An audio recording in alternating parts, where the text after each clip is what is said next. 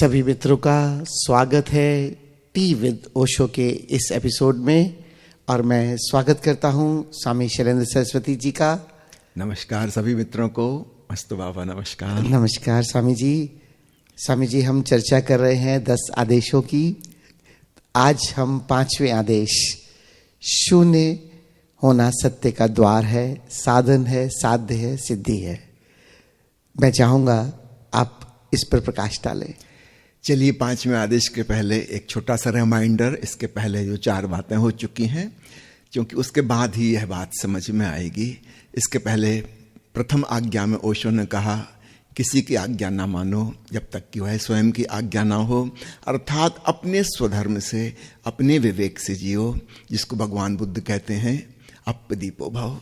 भगवान कृष्ण कहते हैं स्वधर्म में जीना, पॉजिटिव शब्दों में। इसके बाद ओशो ने बताया दूसरी आज्ञा में कि जीवन ही है परमात्मा। तो हमारे मन में जितनी अंधविश्वास पूर्ण धारणाएं हैं बचपन से सुनी हुई ईश्वर के बारे में, उन सबको उन्होंने नकार दिया। फिर इसके बाद उन्होंने कहा कि सत्य है स्वयं में, अर्थात बाहर खोजने की जरूरत नहीं है, मंदिर मस्जिद गुरुद्वारे और तीर्थ स्थान जाने की जरूरत नहीं, शास्त्रों किताबों में सिर पचाने की जरूरत नहीं है। चौथी आज्ञा में कहा प्रेम ही प्रार्थना है। प्रार्थना में हम हो जाते हैं किसी और पे केंद्रित जिससे हम मांग रहे हैं, और चूंकि बाहर से मुक्त करना है तो ओशो कह रहे हैं प्रेम तो हमारे भीतर की भावदशा है। फिर हम स्वयं पर लौट आए, अपने आप पर। सवाल ये नहीं बाहर क्या है क्या नहीं है, हमें प्रेम पूर्ण होना है। यही असली प्रार्थना का तत्व है। अब इसके बाद 5वीं आज्ञा बिल्कुल समझ में आ जाएगी कि भीतर वो जो परम सत्य है उसमें प्रवेश का द्वार क्या होगा। तो ओशो कह रहे हैं शून्य होना उसका द्वार है। हम अभी इस कक्ष में प्रवेश किए, जिस द्वार से हम प्रवेश किए, एक्चुअली द्वार क्या था? एक शून्यता, एक खालीपन, दीवार में एक छेद। वहां कुछ भी नहीं था। अगर वहां कुछ भी होता तो फिर वो द्वार नहीं होगा, दीवार बन जाएगी, वो हमें आने नहीं देगी। तो प्रवेश का द्वार जहां भी होता है वह हमेशा शून्यता ही होती है, अर्थात वहां कुछ भी नहीं होता। तो वह सत्य, वह परमात्मा, वह जीवंतता, वो जो हमारे भीतर विराजमान है और सबके भीतर विराजमान है, उसको स्वयं में खोजना सर्वाधिक सरल है, क्योंकि वह निकटतम है। तो वहां प्रवेश हम कैसे करेंगे? तो उसका रास्ता ओशो बता रहे हैं कि शून्य हो जाना उसमें प्रवेश का द्वार है। शून्यता के बारे में भगवान बुद्ध ने बहुत प्रकाश डाला है। उनकी सारे दर्शन को ही, और विशेषकर उनके बाद उनके जो शिष्य हुए नागार्जुन, नागसेन, इनके बाद तो शून्यवाद ही कहलाने लगा बौद्ध धर्म, क्योंकि इसके पहले तक पूर्ण परमात्मा की चर्चा थी वेदों में, उपनिषदों में। भगवान बुद्ध ने पहली बार शून्यता को बहुत गरिमा प्रदान की। खाली हो जाना है, रिक्त हो जाना है, कुछ भी ना रहे। तो वही बात ओशो कह रहे हैं संक्षेप में कि शून्यता है स्वयं में प्रवेश का द्वार।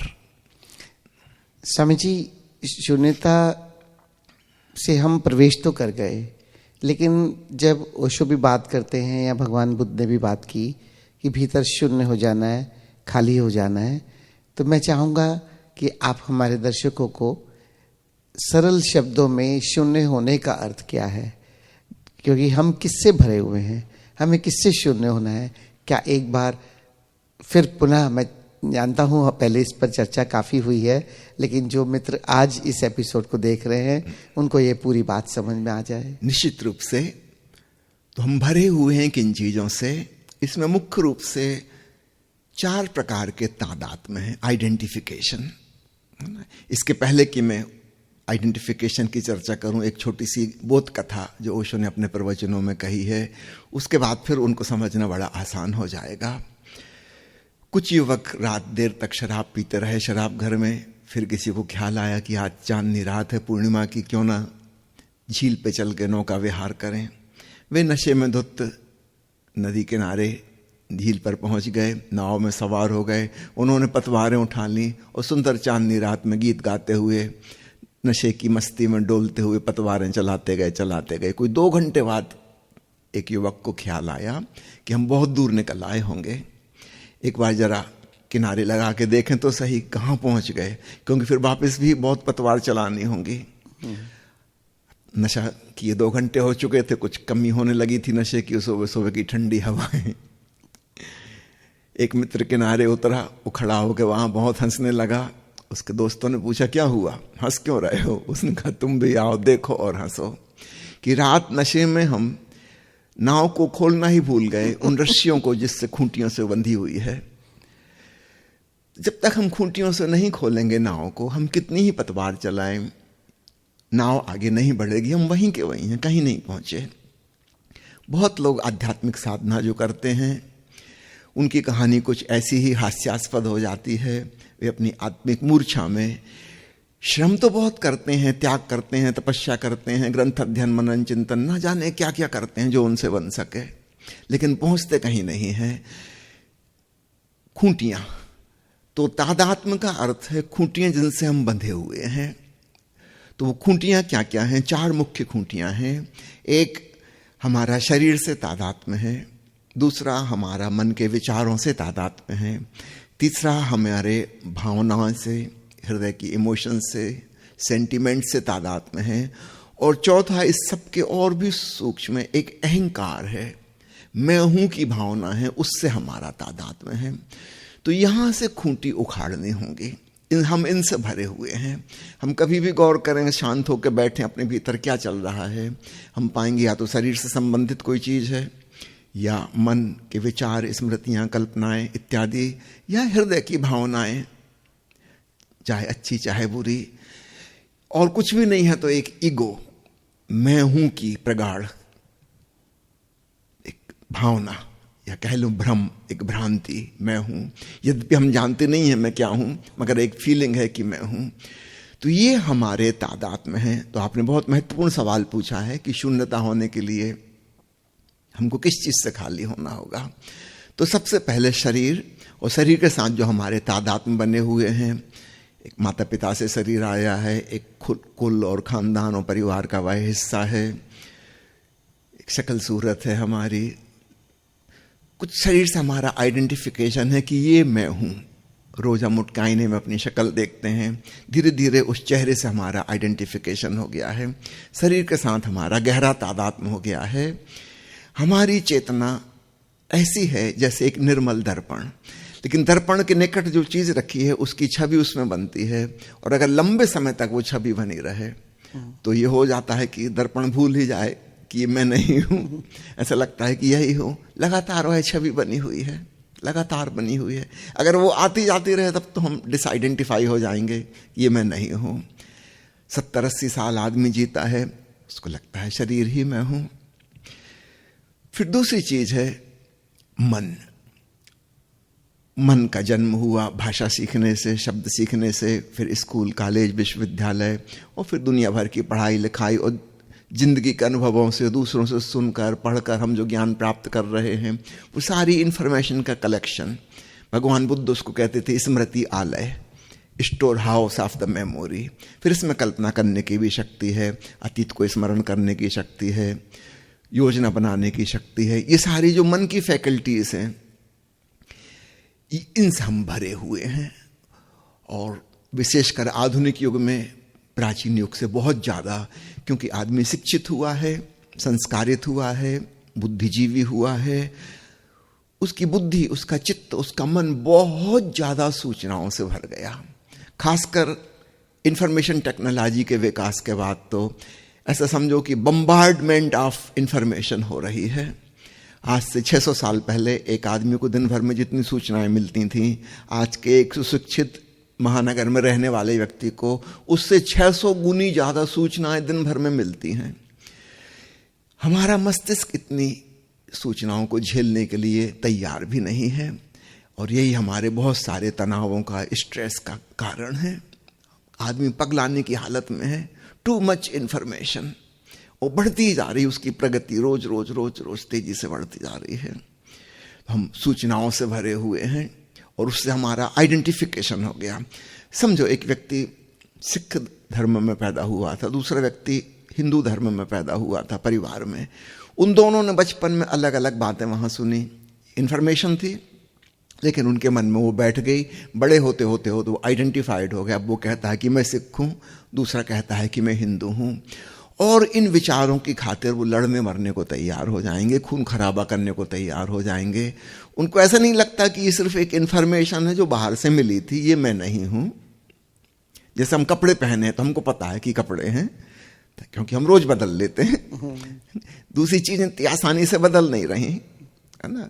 तो बहुत ज्यादा देर तक उनके निकट रहने से लगने लगता है कि यही मैं हूं। चमड़ी भी हमारी वस्त्र ही है, लेकिन प्रकृति प्रदत्त है। वह भी बदल रही है, लेकिन उसके बदलने की प्रोसेस धीमी है, रोज नहीं बदल रही है, लेकिन प्रतिदिन करीब करीब 1/30वां हिस्सा उसका बदल जाता है। लगभग 28 दिन में, 30 दिन में हमारी स्किन की जो ऊपर की लेयर है एपिडर्मिस, वो पूरी की पूरी खत्म हो चुकती है।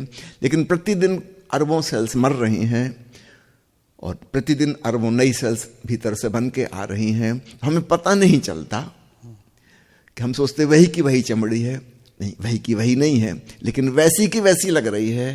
तो हम भूल में रहते हैं, हमको लगता है कि आइडेंटिफिकेशन हो जाता है। ठीक ऐसे इन विचारों से हम पकड़ गए बुरी तरह से। जो भी हमने बचपन में सुना, समझा, सीखा, हमारी कंडीशनिंग, वह संस्कार बन गया। वो संस्कार हमारे भीतर भरे हैं। फिर हमारी आदतें, हमारी लतें, वो सब हमारे मन की हिस्सा हो गई। तीसरी चीज है इमोशंस, भावनाएं। उनके साथ हमारा और भी प्रगाढ़ तादात्म्य है, क्योंकि मन तो शिक्षा ने हमको दिया, स्कूल कॉलेज ने दिया, लेकिन भाव और गहरे हैं, वो प्रकृति प्रदत्त हैं। जब हमारे भीतर प्रेम की भावना आच्छादित कर लेती है, कोई युवक किसी युवती के पीछे दीवाना हो गया, कोई युवती किसी युवक के पीछे बिल्कुल पागल हो गई। अब उन्हें कितना भी समझाओ बुझाओ, उनको कुछ समझ बूझ नहीं आती। वो सब कुछ छोड़ने तैयार हैं, अपना परिवार छोड़ने तैयार हैं, अपनी सुरक्षा छोड़ने तैयार हैं। उनको वह प्रेम का भाव ही लग रहा है कि यही मैं हूं। ऐसा नहीं लग रहा कि बाहर से एक भावना है, जैसे आकाश में एक बादल आता है वैसे ये आया है और ऐसे ही एक दिन चला जाएगा। मैं कोई और हूं जो पहले भी था और बाद में भी रहूंगा। निश्चित रूप से यह प्रेम की भावना जो उनको पागल किए दे रही है, जिसके पीछे आदमी सुसाइड भी करने को तैयार हो जाएगा उसको अपना प्रेम पात्र ना मिला तो, जीवन से भी ज्यादा मूल्यवान उसको लग रहा है। यह प्रेम की भावना एक दिन गायब हो जाएगी। ठीक ऐसे ही हम क्रोध की भावना आती है। जब आती है तो हम बिल्कुल पागल हो जाते हैं, कुछ भी करने तैयार हो जाएंगे। कुछ समय के बाद वो भावना चली जाती है, उसका नामो निशान भी खोजे से नहीं मिलेगा। लेकिन जिस क्षण वह है, उस क्षण हमको लगता है कि यही मैं हूं। तो हम इस प्रकार की भावनाओं से भरे हुए हैं। तो शरीर से तादात्म्य, मन से तादात्म्य, हृदय से भावनाओं से तादात्म्य, और इस सबके पीछे धीरे धीरे धीरे एक फीलिंग आ गई है कि मैं हूं। यद्यपि हमने कभी खोजबीन नहीं की, पता नहीं लगाया, लेकिन सब लोग एक नाम से मुझे पुकारते हैं। सबके मन में मेरी एक छवि है। मैंने भी अपनी एक छवि अपने भीतर बना ली है, जिसको मैं मानता हूं कि मैं हूं, ये मेरा होना है। वो भी हमारा एक आइडेंटिफिकेशन और तादात्म्य बन गया है। तो ये 4 खूंटियां मुख्य हैं, from grass to the subtle, बाहरी से लेके भीतर तक, तन, मन, हृदय और अहम भाव, ये हमारी खूंटियां हैं। तो इनसे हम खाली हो जाएं तो ये खूंटियां उखड़ जाएंगी और तब सत्य के सागर में हमारी नौका यात्रा कर सकेगी। बहुत सुंदर स्वामी जी, ये जो आपने बताया कि शरीर और हमारी बचपन की सारी कंडीशनिंग, संस्कार और अंत में जो मेरा इल्यूजन, मेरा होना, इन खूंटियों से तो अब हम समझ गए कि जब तक हम मुक्त नहीं होंगे तब तक शून्यता में प्रवेश नहीं हो सकता। तो क्या संक्षेप में आप कोई मार्ग इसका भी बताएंगे कि इससे मुक्त होने का मार्ग क्या है? सदगुरु ओशो ने शून्यता के पहले एक और शर्त कही है, वो है शुद्धिकरण। हम सीधे शून्य नहीं हो सकते। जिस प्रकार की हमारी विचारधाराएं, कल्पनाएं, स्मृतियां, भावनाएं इत्यादि इत्यादि हैं, हमारा शरीर भी है, इसमें बहुत अशुद्धियां हैं, इम्प्योरिटीज। तो पहले हमको एक प्योरिफिकेशन की प्रोसेस से गुजरना होगा, पहले शुद्धिकरण हो। तो ओशो ने कहा है साधना के 2 मुख्य हिस्से हैं, एक है साधना की भूमिका और एक है साधना के केंद्रीय बिंदु। साधना की भूमिका में 3 बातें मुख्य आ जाती हैं: शरीर का शुद्धिकरण, मन का शुद्धिकरण, हृदय का शुद्धिकरण। इसके बाद फिर आती है देह शून्यता, विचार शून्यता, भाव शून्यता। और फिर जब ये तीनों शून्यताएं एक साथ जुड़ जाएंगी, वहां पर हम पाएंगे हम अहम शून्यता में, समाधि की अवस्था में पहुंच गए, वहां हम परम शून्य हो गए। तो पहले शुद्धिकरण को समझ लें। उदाहरण के लिए हमारा शरीर जैसा है वह एक अशुद्ध शरीर है। अभी मैंने क्रोध की बात कर रही थी। जब हमको क्रोध आया, अब समाज हमें स्वीकृति नहीं देता कि हम हर जगह हर सिचुएशन में अपने क्रोध को व्यक्त कर सकें। हमसे कोई कमजोर है तो हम वहां पे अपना क्रोध व्यक्त कर देंगे, कोई हमसे ज्यादा ताकतवर है तो वहां हम क्रोध को दबा लेंगे। अब ये क्रोध का दमन केवल एक भाव का दमन नहीं है, क्योंकि जब क्रोध की भावना उत्पन्न हुई थी, क्रोध के विचारों ने हमको पकड़ा था। हम दूसरे को नुकसान पहुंचाना चाह रहे थे, उसके साथ हिंसा करना चाह रहे थे। इस विचार ने हमारे भीतर बायोकेमिकल चेंज कर दी, केमिस्ट्री हमारी चेंज हो गई। हमारे हाइपोथैलेमस और पिट्यूटरी ग्लैंड ने एपिनेफ्रिन हार्मोन बनाने के लिए एड्रिनल ग्लैंड को कहा, और उस हार्मोन ने शरीर में आके शरीर के सारे अंगों को तैयार कर दिया कि या तो लड़ना झगड़ना होगा, मारपीट होगी, या भागना होगा, अपनी जान बचानी होगी। तो पूरा शरीर ने तैयारी कर ली। मांसपेशियों का खून संचार बढ़ गया, क्योंकि मांसपेशियों की जरूरत पड़ेगी, शक्ति की जरूरत पड़ेगी। बुद्धि में कम खून जाने लगा, बुद्धि शांत हो गई, दिमाग अभी काम नहीं करेगा, वहां जरूरत नहीं है। सांस तेज हो गई, फेफड़ों में ज्यादा हवा जाने लगी, हृदय की गति बढ़ गई। अभी लड़ाई झगड़े में, मारपीट में या भाग दौड़ में ये चीजें काम आएंगी। तो पूरे शरीर ने तो भीतर से तैयारी कर ली क्रोध करने की, हिंसा करने की, लेकिन हम ऊपर ऊपर से एक नाटक कर रहे हैं, मुस्कुरा रहे हैं, यस सर कह रहे हैं। हमने क्रोध की अभिव्यक्ति नहीं होने दी, छुपा लिया, लेकिन हमारा शरीर दूषित हो गया। हमारा शरीर अब शुद्ध शरीर नहीं बचा। एक छोटे बच्चे का शरीर शुद्ध शरीर है। उसको जब गुस्सा आता है, देखो कैसा गुस्सा होता है, ऐसा लगता है कि पूरी दुनिया में आग लगा देगा। कैसा पैर पटकता है और धमकी देता, मैं ये कर दूंगा, वो कर दूंगा। उस क्षण में 100% वह क्रोधित है। 2 मिनट बाद वह शांत हो जाएगा, तो फिर पूरा 100% शांत भी हो जाएगा। हमारी स्थिति सभ्य मनुष्य की बीच में है। ना तो हम पूरे क्रोधित हो पा रहे, फिर ना कभी हम पूरे शांत हो पाएंगे। हम अधूरे लटके हुए हैं। वो जो क्रोध भड़का था भीतर, वो हम प्रकट नहीं कर सके, लेकिन वो अप्रकट चीज हमारे शरीर को विषाक्त कर गई। अब हमारी मांसपेशियां जो तन गई थी और हमारी नर्व्स, मसल्स, फाइबर्स सब तैयार हो गए थे, और हृदय की धड़कन तेज हो गई थी, और फेफड़ा तैयार हो गया था। इसका क्या होगा? हाथ की पेशियां फड़क रही थी कि अब घूसा लगा दूं किसी को, और हमने रोक लिया। वो मांसपेशियों का क्या होगा? तो इसको कहते हैं वो अशुद्ध हो गई। वहां पे ग्रंथियां बन गई। ग्रंथि शब्द भगवान महावीर ने पहली बार उपयोग किया इस रूप में कि हमारे शरीर में बहुत ग्रंथियां हैं, भांति भांति की ग्रंथियां हैं। तो क्रोध से संबंधित, काम वासना से संबंधित, लोभ लालच से संबंधित, ईर्ष्या से संबंधित, जो जो चीज हमारी संस्कृति सभ्यता कह रही है कि आप बाहर प्रकट नहीं कर सकते, वो सब हमारे शरीर को ग्रंथिमय कर दिया। अब हमारा शरीर शुद्ध शरीर नहीं है, ये शून्य नहीं हो पाएगा। तो पहले तो इसका शुद्धिकरण जरूरी है। जैन शब्दावली में शुद्धिकरण को कहते हैं निर्जरा। इसको झड़ाना होगा, जो धूल धमास। महावीर कहते हैं कर्माणु, कर्म के भी अणु होते हैं, जैसे परमाणु होते हैं पदार्थ के, ऐसे ही कर्म के अणु हैं, वो चिपक गए हैं। तो हमारा शरीर गंदा है, इसकी साफ सफाई और स्वच्छता जरूरी है। हम सुनते तो जरूर हैं कि महावीर 12 साल जंगल में तप किए, भगवान बुद्ध 6 साल तप किए। ईसा मसीह की कहानी में भी, हजरत मोहम्मद की कहानी में भी बार बार आता है, हजरत मूसा की कहानी में भी। वे कई बार अपने मित्रों से कह के मैं जंगल जाऊंगा एकांत में, कुछ महीनों के लिए चले जाते थे। ये जिक्र कहीं नहीं आता शास्त्रों में कि उन्होंने वहां क्या किया। ओशो ने पहली बार यह राज खोला है, शरीर का शुद्धिकरण किया। है ना, अपने शरीर को साफ किया।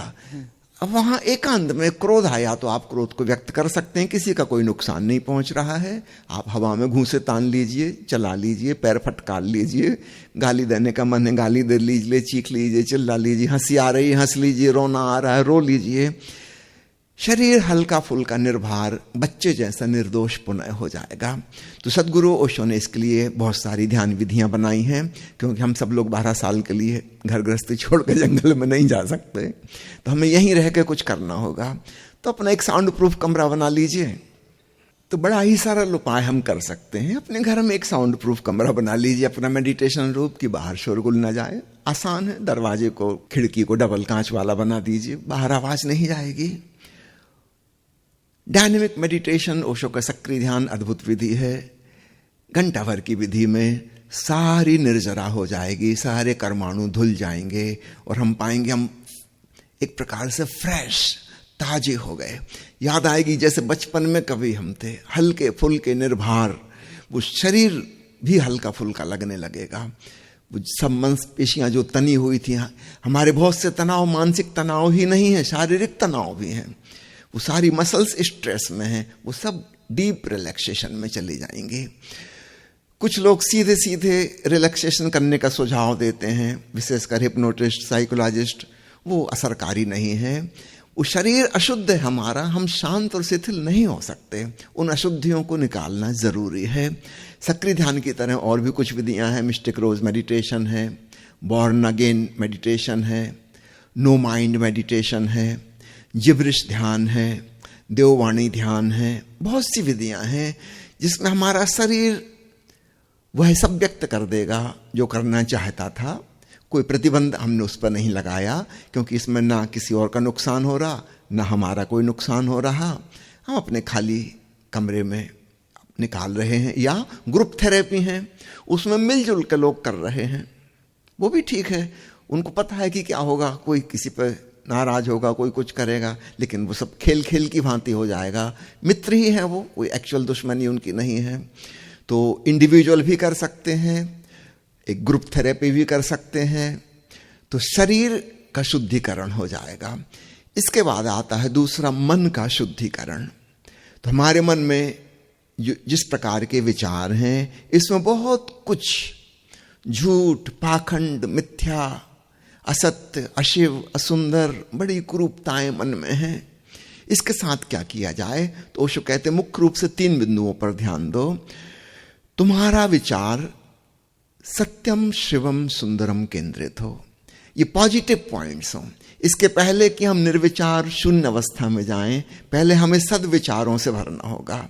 और वो जो नेगेटिव थिंकिंग आ गई थी, उससे पार पाने का एक ही उपाय है। सीधे सीधे आप नेगेटिव माइंड से नहीं लड़ सकते, है ना। अकबर की कहानी सबने सुनी है कि एक दिन अकबर ने आके दरबार में एक लकीर खींच दी चाक से। वो कहा कि इसको बिना छुए छोटा करो। कोई भी ना कर सका। और तब बीरबल ने होशियारी की, उसने चाक से एक और लकीर उसके बगल में खींच दी, उससे थोड़ी बड़ी। उसको छुआ भी नहीं, मिटाया भी नहीं, लेकिन वह अपने आप छोटी हो गई। ठीक ऐसे ही हमारे भीतर नकारात्मक विचार हैं। This is a fact.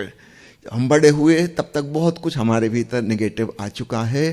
कुछ दूसरों ने डाला, कुछ हमारा सेल्फ क्रिएटेड भी है। दूसरों ने कुछ कमेंट्स कर दिए, वो सब हमारे भीतर भरे पड़े हैं। उनके इर्द गिर्द हमारा मन चक्कर काटता रहता है। तो हमारा जीवन का पूरा केंद्र ही नेगेटिव और नकारात्मक हो जाता है। हमारा मन बड़ा ही जहरीला हो जाता है। ओशो कहते हैं नहीं, जीवन का केंद्र बदलो। तो तुम्हें 3 बातों का विशेष रूप से ख्याल करना होगा। क्या तुम्हारे विचार सत्य के इर्द गिर्द घूमते हैं? क्या तुम अपने मन से सत्य की खोज में लगे हो? क्या असत्य है, मिथ्या है, उसे छोड़ने के लिए तैयार हो? क्या तुम्हारे विचार शिव केंद्रित हैं? शिव यानी शुभ, कुछ अच्छा, कुछ बेहतर, कुछ कल्याणकारी, कुछ मंगलदायी। मन के विचारों को इसमें लगाओ, पॉजिटिव दिशा में लगाओ। और तीसरा, सुंदर। अलग अलग प्रकार के लोग हैं दुनिया में, तो तीनों बातें सबके लिए लागू नहीं होंगी। कुछ हैं जिनको एस्थेटिक सेंस बहुत ज्यादा है ना, सौंदर्य का बोध उनका है। हो सकता है उनके लिए सत्य और शिव उतने महत्वपूर्ण ना हो, लेकिन सौंदर्य बहुत महत्वपूर्ण हो। कोई चित्रकार है, कोई कवि है, कोई गीतकार है। किसी के लिए शुभ बहुत महत्वपूर्ण हो, सौंदर्य से कोई लेना देना नहीं है।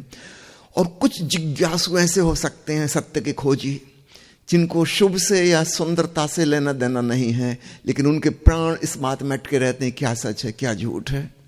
सत्य की खोज उनकी मौलिक खोज है। तो इन 3 बिंदुओं को देख लें और इसमें से कौन सी बात आपके प्राणों को आकर्षित करती है, धीरे धीरे अपने मन को उस दिशा में लगाएं। तो इस प्रकार से एक पॉजिटिव मन, एक विधायक चित्त हमारे भीतर पैदा होगा, बड़ा सुखदायी। वो शरीर का निर्भर हो जाना भी अपने आप में बड़ा प्रफुल्लतादायी होगा। यद्यपि बड़ी छोटी सी बात थी वो, लेकिन उससे भी हमको लगेगा आहा, जिंदगी में मजा आने लगा। और जब ये चित्त हमारा पॉजिटिव हो जाएगा, हम 24 घंटे सत्यम शिवम सुंदरम की दिशा में विचार करेंगे, उसी की कल्पना करेंगे, उसी की योजना बनाएंगे, तो हम पाएंगे अरे वाह, जिंदगी हमारी स्वर्ग हो गई। याद रखना, अभी मुक्ति नहीं हुई है, लेकिन स्वर्ग हो गई नरक से। नेगेटिव माइंड नरक है, पॉजिटिव माइंड स्वर्ग है। इसके बाद आता है हमारा हृदय का जगत, भावनाओं का लोक। वहां दुर्भावनाओं और सद्भावनाओं का मिश्रण है, अमृत और विष एक साथ हैं। वहां भी हमें सद्भावनाओं को पकड़ना होगा।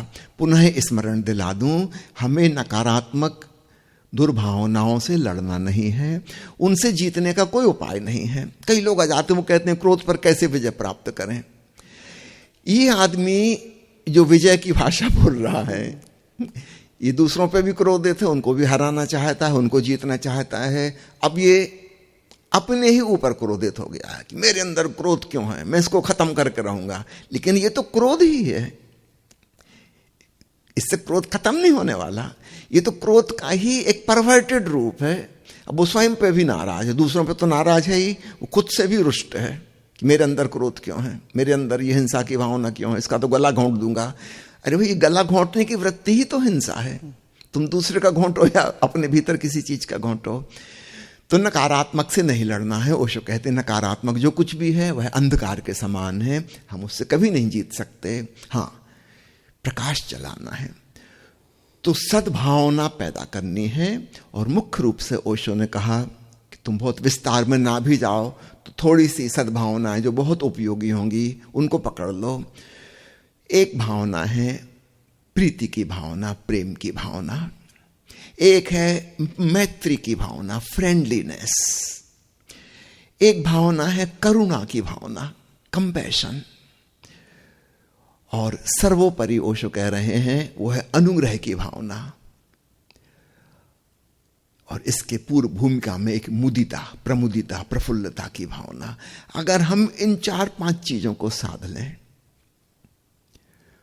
तो अद्भुत स्वर्ग का भी स्वर्ग हमारे भीतर उतर आएगा।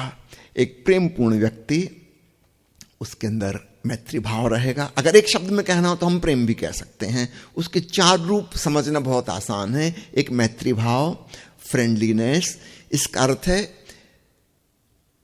किसी व्यक्ति से मित्रता अकेली इतनी ही बात नहीं है, वो तो होगी ही होगी, लेकिन अपने एकांत में भी एक फ्रेंडलीनेस की भावना हो, एक प्रेम पूर्ण होना हमारा हो। हम एक ऐसे दीपक हो जाएं जो अकेले में भी जल रहा है, उससे प्रकाश फैल रहा है। ठीक है, कोई मौजूद होगा तो उस पर रोशनी पड़ेगी, लेकिन कोई नहीं है तब भी मैत्री की भावना। फिर वह भावना केवल भावना तक ही सीमित ना रहे। जब हम कहते हैं करुणा, इसका मतलब हम एक्शन में भी आ गए, अब हम कुछ करेंगे भी। हम बाहर हमारे व्यवहार और आचरण में भी हमारा प्रेम झलकेगा। प्रफुल्लता की भावना, ये बहुत अद्भुत भावना है, प्रसन्नता की भावना। दुनिया में इतने लोग डिप्रेशन में जा रहे हैं, फ्रस्ट्रेशन में जी रहे हैं, सुसाइड कर रहे हैं, क्योंकि किसी ने सिखाया ही नहीं कि प्रसन्नता के भाव को साधो। इसको भी साधना पड़ेगा, जैसे अन्य चीजें साधते हैं। स्कूल में हमने इतने 25 साल लगाए, तब जाके डिग्री हासिल की, एक प्रोफेशन करने योग्य हमारी बुद्धि विकसित हो पाई। भावना सिखाने का तो कहीं कोई स्कूल कॉलेज है ही नहीं, होना चाहिए, क्योंकि बुद्धि से भी ज्यादा महत्वपूर्ण भाव है। बुद्धि से ज्यादा हम आजीविका कमा रहे होंगे, उससे ज्यादा वो काम के नहीं है, लेकिन भाव से हमारी जिंदगी चल रही है। जब बुद्धि विकसित नहीं हुई थी, दुनिया में कोई स्कूल कॉलेज नहीं थे, तब भी लोग जिंदा थे, जीवन तब भी चल रहा था। पशु पंछी अभी भी जीवित हैं बिना किसी बुद्धि के, लेकिन भाव तो उनके अंदर भी है। तो हमारे भीतर भाव बहुत ज्यादा महत्वपूर्ण है। और हमारी शिक्षा तो बहुत ऊपर सुपरफिशियल। हमारी असली जिंदगी तो हम भाव से जीते हैं। कि भाव की कोई ट्रेनिंग नहीं है। तो ओशो कहते हैं अगर तुमने इन 4 बातों को साध लिया, मैत्री का भाव, प्रसन्नता का भाव, करुणा का भाव और अहोभाव, धन्यवाद का भाव, जो मिला है उसके प्रति सेंस ऑफ ग्रेटिट्यूड, शिकायत नहीं। हम नेगेटिव की बात नहीं कर रहे हैं, वो अपने आप खत्म हो जाएगी अगर हम धन्यवाद के भाव से भरने लगे। और बहुत कुछ मिला है। अगर हम लिस्ट बनाने बैठें, बहुत लंबी लिस्ट में हो जाएगी क्या क्या हमारे पास है। प्रभु की कृपा से है जो कुछ भी है। तो इसके पहले जो चौथी आज्ञा ओशो ने कही थी, प्रेम ही प्रार्थना है, उस प्रेम को यहां पे हम 4 बिंदुओं में विभाजित कर दिए। स्पष्ट रूप से ये 4 सद्भाव हैं। अगर हम इन 4 में जीने लगे, हमारा हृदय प्रार्थना पूर्ण हो गया, हम एक प्रेयरफुल व्यक्ति बन गए। ऐसा नहीं कि हम कुछ मांग रहे हैं, क्योंकि अहोभाव में मांगना नहीं होता, याचना नहीं होती, बल्कि हम धन्यवाद दे रहे हैं, इतना मिला हुआ है। तो ये हैं सद्भावनाएं जो हमारे हृदय को सकारात्मक बनाएंगी। इसको हम कहते हैं हृदय का शुद्धिकरण। तो ये 3 प्री कंडीशन है। तो शरीर निर्भर, हल्का फुल्का, निर्ग्रंथ हो जाए। दूसरा, मन सत्यम शिवम सुंदरम से ओतप्रोत हो जाए। और तीसरा, हृदय सद्भावनाओं से भर जाए। अब ओशो कहते हैं ये हो गई भूमिका साधना की। यहां पर ओशो कहते हैं अगर तुम इतना भी कर लो तो भी बहुत है। अगर तुम शून्यता तक नहीं भी पहुंच पाए, इतना भी बहुत है एक आदमी के लिए। उसकी जिंदगी जो है वो साधारण जीवन नहीं रह जाएगा, एक अलौकिक और एक अद्भुत आनंदमय जीवन तो इतने में ही शुरुआत हो जाएगी। वह एक साधारण मनुष्य नहीं रह जाएगा, कुछ दिव्यता अवतरित होने लगेगी। अब इसके बाद की फिर बात आती है शून्यता। स्वामी जी, बहुत सुंदर तरीके से आपने 4 खूंटियाँ बताई। 4 खूंटियों से कैसे मुक्त होना है, नेगेटिविटी से कैसे पॉजिटिविटी तक, और भाव को शुद्ध करना है। स्वामी जी, समय की कुछ कमी हो रही है। कमी हो रही तो कम से कम एक घूंट चाय तो पी लें। बिल्कुल स्वामी जी, चाय का आनंद अब ले लेते हैं, क्योंकि अब इसकी चर्चा हम अगले एपिसोड में करेंगे। और मैं समझता हूँ ये चर्चा बहुत ही महत्वपूर्ण है और लोगों को इसका लाभ मिलेगा। धन्यवाद। धन्यवाद स्वामी जी। सभी मित्रों को धन्यवाद। जय ओशो। जय ओशो।